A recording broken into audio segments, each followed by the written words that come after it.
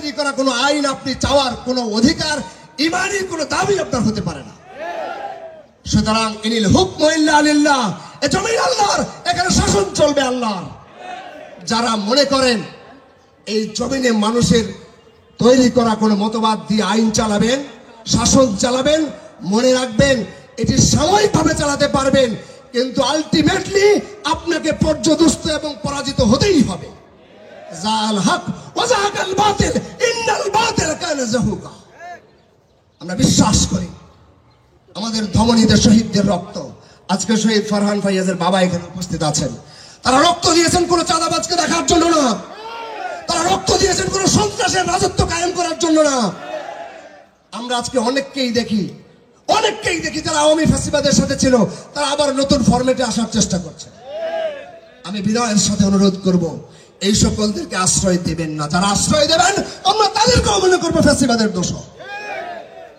সম্মানিত ভাইয়েরা, আসুন বাংলাদেশ জামায়াতে ইসলামী যে ন্যায় এবং ইনসাফ ভিত্তিক সমাজ চায়, বাংলাদেশ জামায়াতে ইসলামী একটি কল্যাণমূলক রাষ্ট্র চায়।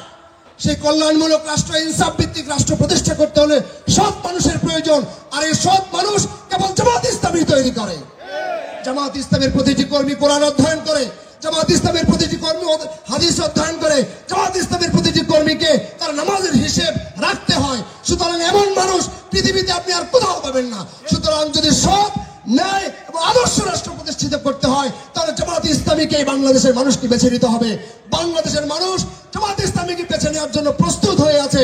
আমরা বিশ্বাস করি আগামী দিনের বাংলাদেশ ইসলামের বাংলাদেশ, আগামী দিনের বাংলাদেশ ন্যায় এবং ইনসাফের বাংলাদেশ। সেই বাংলাদেশ দেখার আহ্বান জানিয়ে, সবাইকে কাজ করার উদাত্ত আহ্বান জানিয়ে আমি আমার কথা এখানে শেষ করছি। ওয়া তৌফিক ইল্লা বিল্লাহ। আসসালামু আলাইকুম ওয়া রাহমাতুল্লাহ। সম্মানিত মেহমানকে আমাদের প্রোগ্রামের পক্ষ থেকে ধন্যবাদ।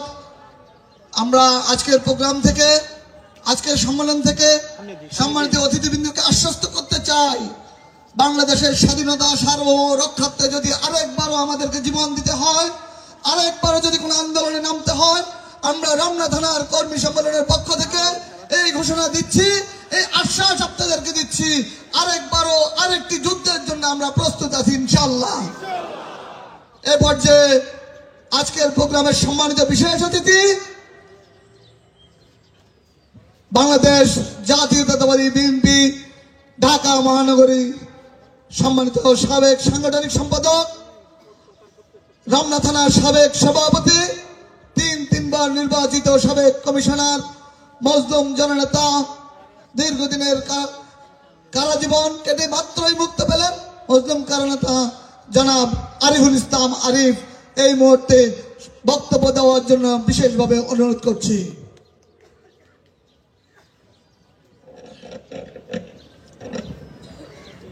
বিসমিল্লাহির রহমানির রহিম। আজকের রমনা থানা বাংলাদেশ জামাত ইসলামী এই কর্মী সভার সম্মানিত প্রধান অতিথি, বিশেষ অতিথিবৃন্দ এবং সমাগত জামাত ইসলামী বাংলাদেশ রমনা থানার নেতৃবৃন্দ, কর্মীবৃন্দ, আমার পক্ষ থেকে, আমাদের দলের পক্ষ থেকে আসসালামু আলাইকুম, আপনাদের অনেক অনেক শুভেচ্ছা।